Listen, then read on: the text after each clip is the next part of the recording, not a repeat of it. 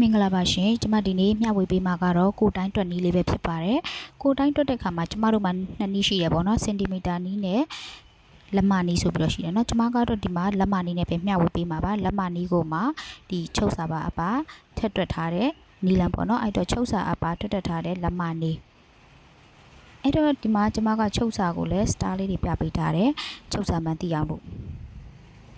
ပထမဆုံးကျမကလေမင်းပက်လေကိုတွက်ပါမယ်လေမင်းပက်လေမှာကျမရဲ့အတိုင်းက14ရထားတယ်14ကိုမှကျမ6နဲ့စားမယ်4နဲ့စားမယ်ဆိုရင်ဒီပခုံးအတိုင်းနေရာမှာလေမင်းပတ်ကြီးက height နေတာတွေကျဲနေတာဖြစ်မှာပါအဲ့ဒါကြောင့်ကျမ6နဲ့စားမယ်ပြီးတဲ့အခါမှာ 0.3 ကတော့ချုပ်စာပေါ့နော်အဲ့ဒီချုပ်စာပေါင်းလိုက်တဲ့အခါမှာကျမရဲ့လေမင်းပက်လေအတိုင်းက 2.6 ဖြစ်ပါတယ်လက်မောင်းပခုံးပက်လေကိုတော့39လက်မရတာတယ်ဒီတိုင်းပဲထားခဲ့မယ်လိုအပ်မှတွက်မယ်ပေါ့နော်ရင်ပက်လေမှာဆိုရင်ကျမရဲ့ရင်ပက်လေအတိုင်းက34လက်မ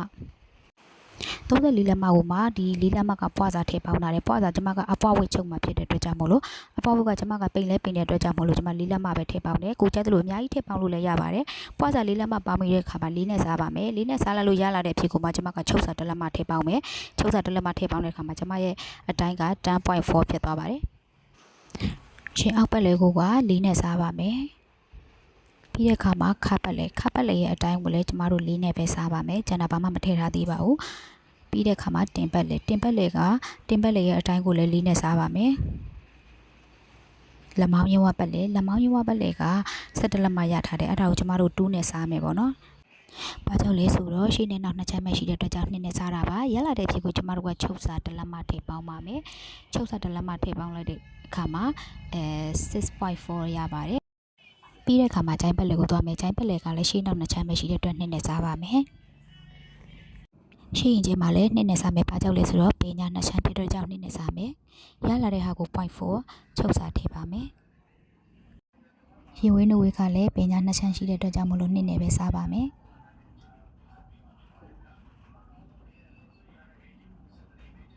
ပြီးတဲ့အခါမှာပခုံးမရင်ထိတ်မှာရလာတဲ့အတိုင်းကိုကျွန်မ 0.4 ချုပ်စာထည့်ပါမယ်အဲ့ဒီမှာချုပ်စာမှာ star လေးပြဖို့မိကြံနေခဲ့တယ်ရှင်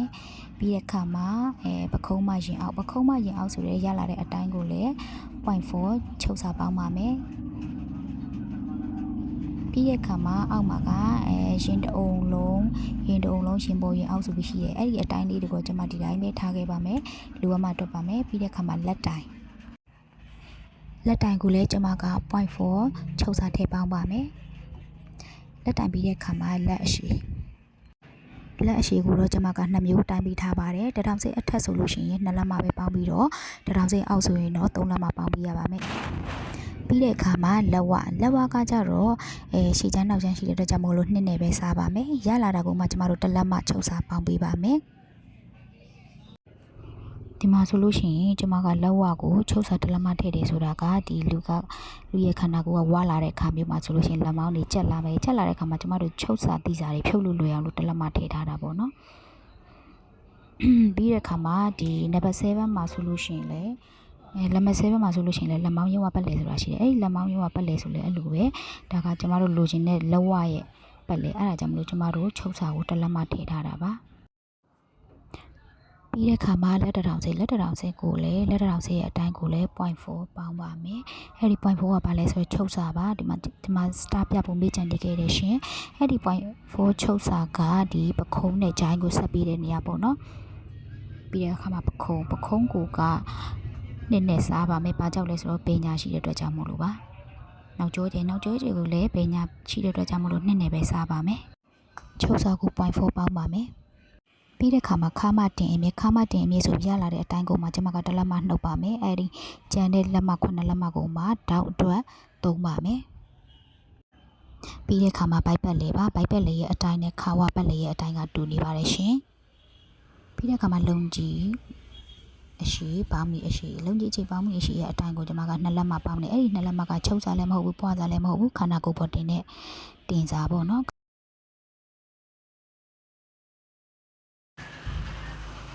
ပြီးတဲ့အခါမှာလက်ဝရဲ့လက်မောင်းရုံးပတ်လေရဲ့ရင်ပတ်လေရဲ့ရှိရဲ့အဲ့ဒါတွေကိုကျွန်မကဝိုင်းပြထားတယ်စတာပြထားတယ်အဲ့ဒီလက်ဝရဲ့လက်မောင်းရုံးပတ်လေရဲ့ရင်ပတ်လေကိုချုပ်စာ1လက်မထည့်ထားတယ်ပေါ့နော်အဲ့ဒီချုပ်စာ1လက်မကဘာဖြစ်လို့ထည့်တာလဲဆိုရင်ဒီခန္ဓာကိုယ်မှာဆိုရင် ပထမကကျမတို့ပြောခဲ့သလိုပဲလူကဝလာတဲ့ခါမှာဒီရင်ပတ်လေတစ်ချောက်ဒီလက်မှာဆိုလို့ရှိရင်လေဒီလက်ဝပတ်လေတွေကပို့ပြီးတော့ကျက်လာမယ်အဲ့ဒီခါမှာအလွယ်တကူချုပ်စာကိုပြန်ပြီးတော့ဒီဖြေလို့ရအောင်လို့တမင်တကတလက်မထည့်ထားတာပေါ့နော်အဲ့တော့ဂျိုင်းပတ်လေတွေဒီဂျိုင်းဆက်ကြောင်းတွေဒီပခုံးဆက်ကြောင်းတွေနေရာတွေမှာတော့ကျမတို့ကချုပ်စာကို 0.4 လက်မပဲထားတယ်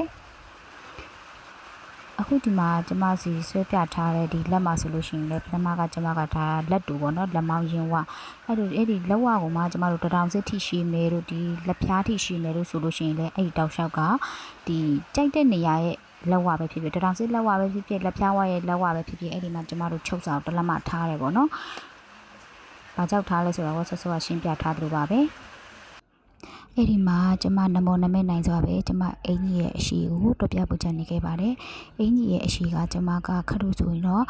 15လောက်ထိယူတဲ့အရှိကိုတကယ်လို့အပွားဝိတ်ဆိုရင်တော့အပွားဝိတ်အတွက်ဆိုရင်တော့ကျမကအရှိယူပဲပေါ့နော်အဲ့ဒီအရှိဆိုရင်တော့ကျမ25လောက်ထိယူတယ်အဲ့တော့အပွားဝိတ်ပဲဖြစ်ဖြစ်ဒီအင်ကြီးအကျဝိတ်ခရုပဲဖြစ်ဖြစ်3လက်မပေါင်းပေးရပါတယ်အဲ့ဒီ3လက်မကပါလဲဆိုရင်ချုပ်စာရဲ့ခောက်စာရဲ့ခန္ဓာကိုယ်ပေါ်တင်တဲ့တင်စာရဲ့အလုံးပေါင်း3လက်မပေါင်းပေးရပါမယ်နောက်တစ်ခုကတော့ statement တွက်နေကိုကျွန်မကဒီမှာမရှင်းပြသေးပါဘူး statement တွက်တဲ့ခါ statement ချုပ်တဲ့ခါကျမှပဲတေချာလေးတွက်ပြပေးပါမယ်ဗီဒီယိုလေးကိုဆုံးဖြတ်ရရှိပြီးတဲ့အတွက်လည်းတဝူတယောက်ချင်းဒီတိုင်းကိုကျေးဇူးအများကြီးတင်ပါတယ်ရှင်နောက်ထပ်ဗီဒီယိုတွေမှာပြန်လည်ဆုံတွေ့ကြပါမယ်ရှင်